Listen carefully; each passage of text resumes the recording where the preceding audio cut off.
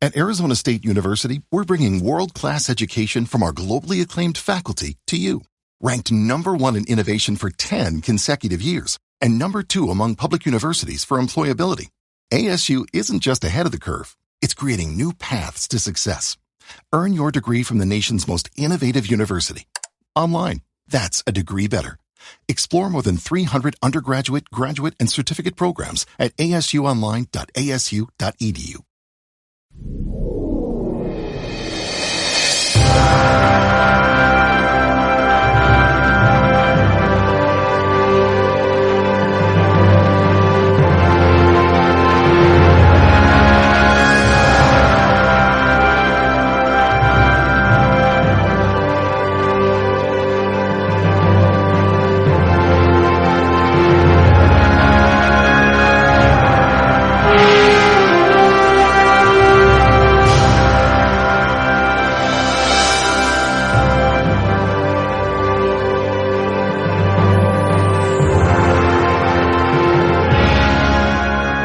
Tesoros de la antigüedad. Stonehenge.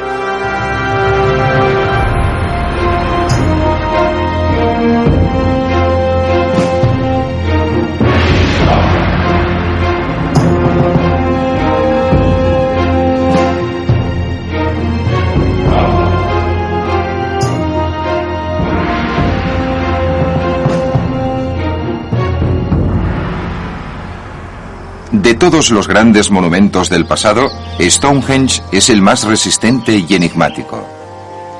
Cuanto más nos esforzamos por descubrir los secretos de este misterioso monumento, más dudas nos surgen.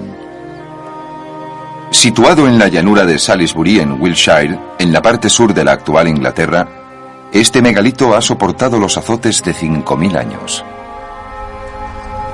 Las incógnitas más fascinantes sobre Stonehenge son ¿por qué se construyó? ¿Con qué fin? ¿Y cómo se hizo exactamente? Ya que a pesar de los adelantos tecnológicos de hoy en día, seguimos sin saberlo con certeza.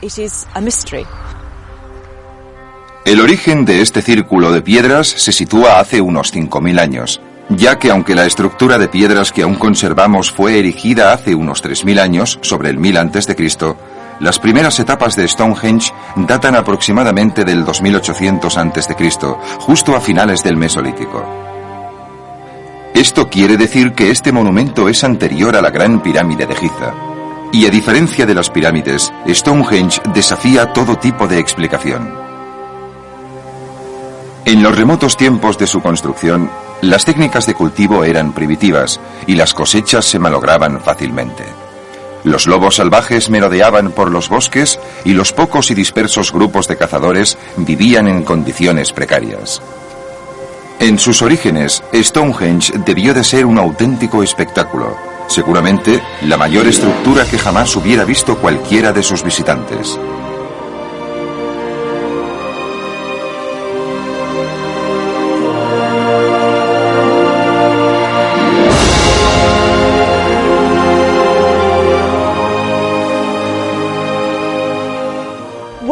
Uno de los problemas que hemos tenido para entender Stonehenge es el hecho de que aunque una gran parte se ha excavado, esas excavaciones no se registraron por distintos motivos.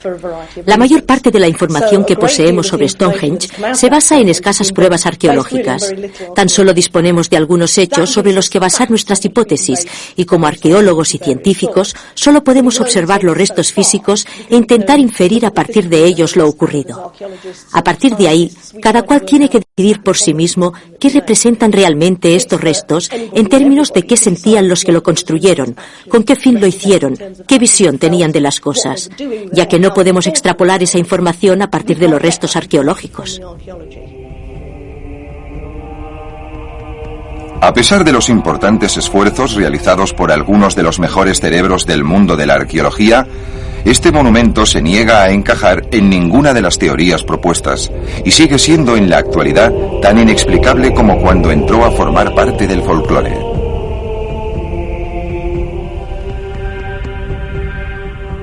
En uno de los primeros documentos sobre Stonehenge, escrito en el siglo XII, Henry de Huntingdon lo definió ya por aquel entonces como una de las maravillas de Inglaterra, Este grabado contemporáneo ilustra la leyenda de cómo el mago Merlín transportó las piedras hasta la llanura de Salisbury. Los círculos de piedra son un rasgo característico del paisaje británico y siempre han dado lugar a mitos y leyendas. Hay multitud de teorías sobre cuál era su función y quién los construyó. Sin olvidar el mito que cuenta cómo Merlín construyó Stonehenge transportando de forma mágica enormes rocas desde Irlanda. Se trata de lugares mágicos y muy misteriosos, algunos bastante espectaculares. La peculiaridad de Stonehenge siempre ha atraído a las multitudes y en la actualidad es víctima de su inmensa popularidad. Hoy en día está vallado y lo rodean modernas carreteras. English Heritage quiere devolverle a Stonehenge su dignidad y su aislamiento. La verdad es que sería maravilloso que no estuviera rodeado de tantas carreteras y que la gente pudiera pasearse entre sus piedras. A lo mejor si la gente pudiera seguir la avenida procesional, les resultaría más sencillo formular sus propias opiniones. Desde la época de Henry de Huntingdon han surgido docenas de teorías alternativas relacionadas con belgas, fenicios, daneses, romanos, griegos, egipcios e incluso druidas celtas. Sin embargo, hay muy poca información sobre los constructores procedente de los restos del propio monumento. Todo lo que se ha descubierto son algunas herramientas, vasijas rotas y huesos incinerados. Estas parvas e insignificantes reliquias se encuentran en la actualidad en el Museo de Salisbury. Son muy pocas pruebas sobre las que construir el perfil de toda una sociedad. Sin embargo, en el imaginario popular, Stonehenge siempre ha estado asociado a truculentas historias sobre druidas y quiméricas descripciones de todo tipo de extraños rituales relacionados con los sacrificios humanos. Debemos la asociación de los círculos de piedra, y en concreto de Stonehenge, a dos hombres, al antiguario John Albury y a su sucesor, el reverendo doctor William Stuckney. De los dos, John Albury es de lejos el más respetado como anticuario, además de entusiasta arqueólogo y minucioso observador de monumentos de piedra. El problema es que en un momento dado hizo un comentario en principio sin importancia, que ha trascendido y que desde entonces obsesiona a los arqueólogos de todo el mundo. Dijo que Stonehenge le parecía una gran iglesia o catedral de la época de los druidas de la antigua Britania. También se ha sugerido, a raíz de los restos de huesos humanos incinerados encontrados en la zona, que Stonehenge era un enorme camposanto, pero a pesar de las numerosas excavaciones, solo se ha encontrado un esqueleto completo.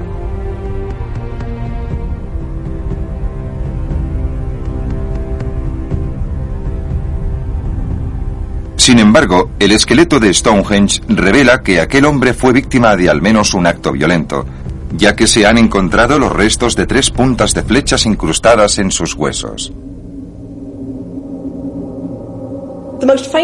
Los restos humanos más famosos encontrados en Stonehenge son los del arquero. Lo que no sabemos ni sabremos es si fue víctima de un sacrificio o si sencillamente lo atacaron y lo tiraron a la zanja. Es muy tentador pensar que fue víctima de un sacrificio humano, sobre todo porque su cuerpo se descubrió junto a la entrada del monumento. Sin embargo, no se puede probar. Los huesos del hombre asesinado en Stonehenge se encuentran en el Museo de Salisbury y son el único hallazgo importante de ese tipo. A pesar de la presencia de por lo menos 460 túmulos o fosas en las inmediaciones, parece ser que Stonehenge no surgió como un cementerio, o al menos eso demuestran las excavaciones. Aparte de la teoría del camposanto, se han planteado innumerables hipótesis, más o menos rocambolescas. Sin embargo, aún está por demostrar que fuera el palacio de un rey, un campo de batalla, un lugar destinado a la práctica del deporte o el resultado de un aterrizaje alienígena. Hay todo tipo de teorías, aunque ninguna realmente demostrable. Sin embargo, hasta cierto punto sí que podemos rebatir la teoría de que estaba destinado a la práctica del deporte, por ejemplo. La teoría más aceptada es que era una especie de ordenador astronómico con el que trazaban el paso de las estaciones. Esta teoría viene avalada por todo tipo de explicaciones desconcertantes, normalmente relacionadas con el hecho de que el monumento se alinea con el amanecer del solsticio de verano y el ocaso del solsticio de invierno. La falta de pruebas concluyentes sobre el alineamiento de los eclipses lunares y solares nos hacen desconfiar cada vez más. No cabe duda de que hay un alineamiento astronómico al principio y al final de los solsticios. No obstante, la gente que ha estado trabajando en este tema en los últimos años no ha podido encontrar ningún otro alineamiento astronómico o configuración parecida que realmente tenga relación con Stonehenge.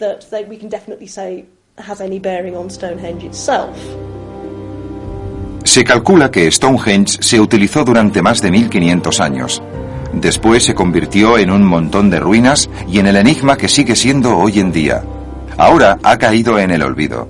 Es una reliquia cuyo auténtico fin se olvidó hace ya muchos años. Un claro ejemplo del implacable efecto del paso del tiempo.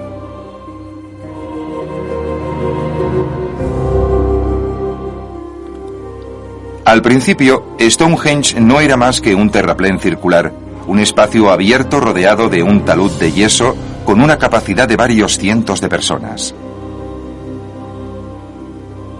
Durante 1000 años, este terraplén continuó siendo el lugar de encuentro de los granjeros locales. Por aquel entonces se introdujeron cambios. Se formó un círculo con 56 agujeros dentro del talud. Aquellas fosas se conocen hoy en día como los agujeros de Aubrey, en honor del anticuario del siglo XVII, John Aubrey. Los agujeros de Aubrey formaban parte de la estructura inicial de Stonehenge. Era una estructura de madera. Sabemos que eran postes de madera, aunque no sabemos muy bien cómo se relacionaban entre sí. Aunque hay varias teorías. Creemos que esta fue una de las fases iniciales y que representa una de las muchas facetas de Stonehenge. Es probable que la fase 1 de Stonehenge se completara sobre el 2800 a.C. Lo que sí es casi seguro es que fue unos 600 años antes de que se erigiera la popular estructura de Stonehenge tal y como la conocemos hoy en día. Unos años más tarde se creó la fase 2. Durante la misma, se rectificó la entrada ligeramente para que su centro estuviera encarado por un lado hacia el amanecer del solsticio de verano y por el otro hacia el ocaso del solsticio de invierno. Se dispuso una avenida con dos taludes paralelos bordeados de zanjas exteriores durante unos 530 metros en dirección al fondo de Stonehenge. A continuación se situaron 4 piedras pequeñas, conocidas como las piedras de Station, en la cara interna del foso, 2 de ellas rodeadas a su vez por pequeñas zanjas. Por lo visto, durante esta fase se decidió levantar un círculo doble de piedras azuladas en el centro. Se llegaron a levantar unas 3/4 partes del círculo, pero un repentino cambio de planes hizo que no se acabara el trabajo. Se retiraron las piedras de sus respectivos agujeros y estos se rellenaron posteriormente. Esto ocurrió aproximadamente en el 2045 a.C., a principios de la Edad de Bronce. Las piedras que conservamos en la actualidad de Stonehenge se pueden clasificar en torno a 3 grupos principales. Las piedras azules son las piedras más pequeñas y cercanas a la cámara. Las otras más grandes que asoman por detrás son las famosas piedras arcenas. Las piedras azules incluyen las piedras del primer círculo azul y las piedras azules de la herradura, que son las piedras más antiguas de Stonehenge. La mayoría siguen siendo de un color azul grisáceo, sobre todo cuando están mojadas. El círculo exterior de monolitos arcenos rematados por dinteles enmarcaba la estructura final. En la actualidad vemos como algo muy natural el mover grandes y pesadas cargas. Extraemos grandes rocas del interior de la tierra con la ayuda de máquinas. Después las transportamos en barco o en camiones y se las entregamos al cliente a domicilio. Pero los hombres que construyeron Stonehenge solo contaban con una tecnología muy primaria. La mayoría de la piedra sarcena empleada en la construcción de Stonehenge procede de las inmediaciones del monumento, pero las piedras de arenisca azul había que ir a buscarlas a unos 350 kilómetros de allí. ¿De dónde proceden estas piedras azuladas? Las piedras azules proceden de las montañas de Preseli, al sur de Gales. Es un poco raro que las fueran a buscar tan lejos. Es sorprendente que recorrieran una distancia tan grande. Sin embargo, sabemos que las gentes que habitaban en la zona de Stonehenge mantenían relaciones con los pueblos del sur de Gales, posiblemente desde antes del 3500 a.C. Lo sabemos porque hemos encontrado objetos de piedra construidos en una de estas regiones, en otra en la que no se encuentra ese tipo de piedra de forma natural. Sin embargo, el modo en el que se transportaron estas pesadas piedras desde su región de origen hasta su situación actual en la llanura de Salisbury sigue siendo un tema de discusión. Hicieron falta unas 80 piedras de arenisca azul con un peso aproximado de 7 toneladas cada una para la realización del doble círculo de la fase 2 de Stonehenge. La ruta más factible para el traslado de las piedras azules era por el interior en una primera fase que iba desde Preseli hasta la ensenada de Milford, en la costa. A partir de ahí, las transportaban en algún tipo de embarcación con la que bordeaban la costa del sur de Gales y cruzaban la desembocadura del Severn hasta el Bristol Avon. Desde ese punto navegaban por el río Frome para después seguir por tierra durante unos 10 kilómetros hasta el río Wylye, en Warminster, por el que navegaban hasta que se juntaba con el Avon en Salisbury y finalmente 3 kilómetros por tierra hasta Stonehenge. Naturalmente todo esto ocurrió antes del uso de la rueda. Se cubría una distancia por tierra de unos 40 kilómetros y se cree que transportaban las piedras en trineo. En cambio, el trayecto por mar era de casi 400 kilómetros. Las piedras azules no eran tan grandes y seguramente procedían de las montañas de Preseli, ya que creemos que las transportaban por mar y no por tierra en una especie de balsa. Nos consta que los pueblos primitivos eran perfectamente capaces de navegar y que las aguas que rodeaban la costa sur de Inglaterra no eran demasiado difíciles.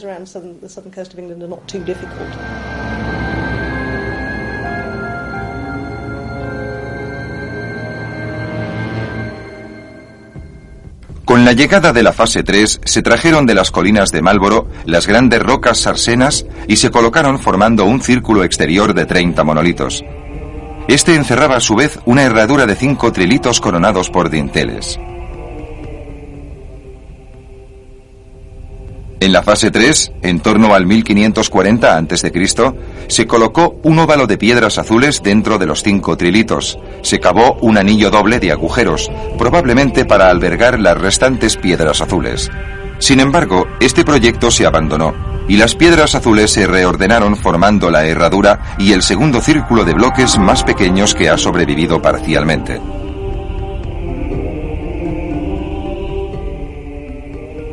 En la cuarta fase tuvo lugar un último evento, la prolongación de la avenida desde Stonehenge hasta el río Avon en West Amesbury, con una longitud final de 3 kilómetros. Esta fase se terminó en el 1075 a.C.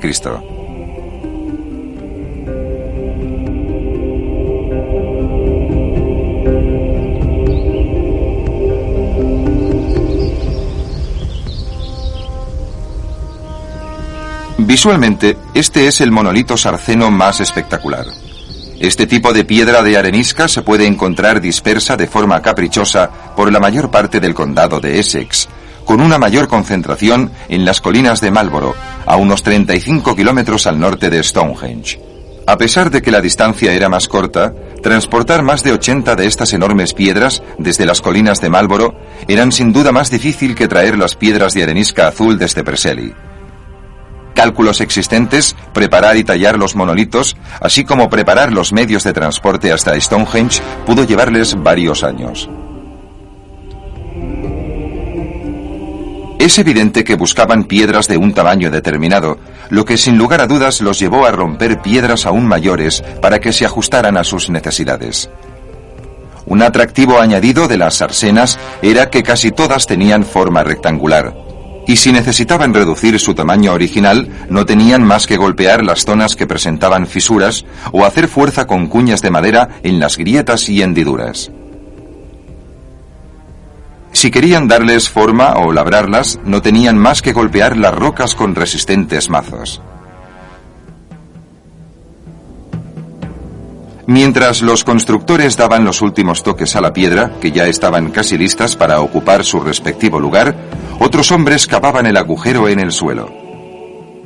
Finalmente, ataban cuerdas al extremo superior de la piedra y las pasaban sobre una estructura en forma de A que enganchaban a bueyes o a hombres que la estiraban hasta poner las piedras en posición vertical. La posición final se ajustaba rellenando con ripio los espacios sobrantes en la base hasta conseguir que estuviera totalmente recta. Es en sí mismo un gran logro de la ingeniería, y para no haber usado reglas graduadas ni ordenadores, la precisión con la que se construyó resulta sorprendente.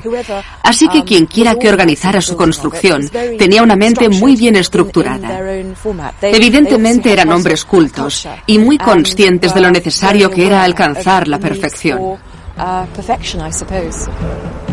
Después tuvo lugar una proeza aún mayor: colocar los dinteles en su sitio. Sin poleas ni grúas, resulta prácticamente inconcebible que pudieran colocar los dinteles encima de los monolitos con una precisión tan matemática. Como vemos, el extremo superior de los monolitos se diseñó de modo que acabara en una espiga semicircular que tendría que encajar perfectamente en una entalladura conocida como mortaja, que se cincelaba en la parte inferior del dintel. Levantar los dinteles era muy complicado. Lo más probable es que el dintel se transportara hasta el lugar correspondiente sobre una estructura a ras de suelo y se dejara a 1 metro de los monolitos. Luego se empleaba una palanca larga de madera para levantar un extremo del dintel, mientras un ayudante deslizaba rápidamente por debajo una cuña de madera. El mismo proceso continuaba hasta que el dintel se nivelara con la parte superior de los monolitos. Una vez hecho esto, el dintel se desplazaba lateralmente con una cuña hasta que se encajaba de un modo seguro. Lo que tiene Stonehenge es que es el mayor monumento prehistórico con el que contamos, pero si lo desglosamos en sus distintos elementos, nos daremos cuenta de que hay otros muchos iguales en otros sitios. Hay muchos monumentos similares a las distintas partes de Stonehenge. La diferencia entre Stonehenge y los demás es que su última fase se realizó en piedra. Las habilidades matemáticas y astronómicas de los pueblos del Neolítico han dado mucho de qué hablar. Sin embargo, no podemos inferir solamente a partir de los restos arqueológicos que los hombres prehistóricos en Britania tuvieran un interés filantrópico en las ciencias y el conocimiento. No hay pruebas de peso que demuestren que su preocupación por los cielos fuera científica o metafísica. Lo que sí es casi seguro es que su interés por la astronomía atendía a razones prácticas, en la medida en la que podía controlar el correcto funcionamiento del calendario agrícola. Se dice que probablemente los círculos de piedras eran calendarios con fines agrícolas. Pero también ha quedado claro que los granjeros que se fiasen de la observación de estos círculos no podían obtener muy buenos resultados, ya que las lecturas astronómicas de los círculos de piedras eran muchas veces erróneas. Pero eso no quiere decir que los propios círculos de piedras no formaran parte en el proceso de realización del calendario. Hemos llegado a la conclusión de que los calendarios eran extremadamente importantes por motivos culturales. Establecían el ciclo de las estaciones a grosso modo, pero además, a veces el propio calendario representaba los conceptos de nacimiento, muerte, desarrollo y decaimiento que se encontraban en el mismo centro de las principales religiones del mundo. El día más corto del año era importante para las comunidades agrícolas, ya que a medida que aumentaban las horas de luz al día, la gente más segura estaba de que las estaciones iban a seguir su curso natural. La primavera seguiría al invierno, las cosechas crecerían y la vida continuaría como siempre.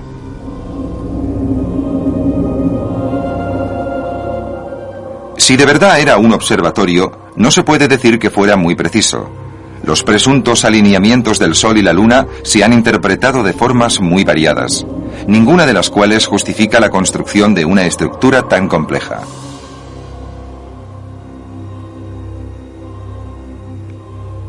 En su día, la construcción de Stonehenge fue claramente una tarea titánica. Desconocemos qué los llevó a tomar semejante iniciativa, pero seguro que requirió la colaboración de grandes sectores de la sociedad. La magnitud del proyecto sugiere que existía claramente una élite que podía dar órdenes y asegurarse de que se acataran. No sabemos exactamente quién construyó Stonehenge, pero lo que sí sabemos hasta cierto punto es que lo hizo gente de la zona. Aunque lo que no podemos determinar es cómo se construyó exactamente o quién constituyó la principal fuerza de trabajo. Es bastante probable que se recurriera a mano de obra esclava, aunque no tenemos pruebas arqueológicas que lo demuestren, aunque yo personalmente creo que para algunos era todo un honor participar en la construcción de Stonehenge.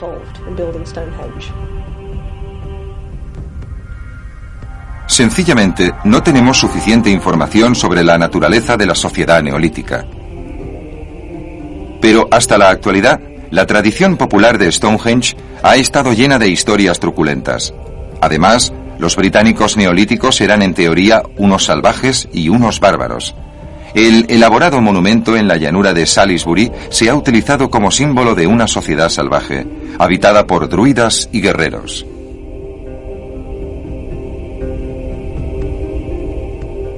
La visión de la sociedad moderna, mucho menos religiosa, es que se construyó en una época previa a la de los druidas.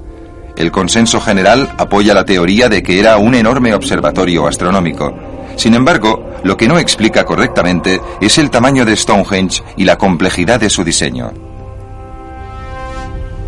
Pongámonos por un momento en el lugar de los que lo construyeron e imaginemos qué sentiríamos si viéramos girar el cielo a su alrededor. Por supuesto, para ellos el movimiento de las estrellas, del Sol y la Luna eran de suma importancia. Necesitaban conocer los ciclos de las estaciones para saber cuándo sembrar y esas cosas. El debate sobre los orígenes y usos de Stonehenge no es nuevo. En 1655 el arquitecto Íñigo Jones publicó un libro, La restauración de Stonehenge, a raíz de las mordaces discusiones sobre la relación entre las misteriosas piedras, Merlín, los druidas y los romanos. Lo que sí es cierto es que un poco después del 1000 a.C., Stonehenge sufrió serios daños.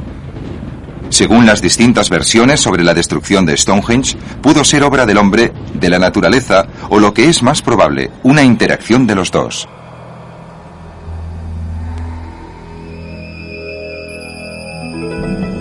Algunos investigadores creen que los principales culpables son los procesos naturales.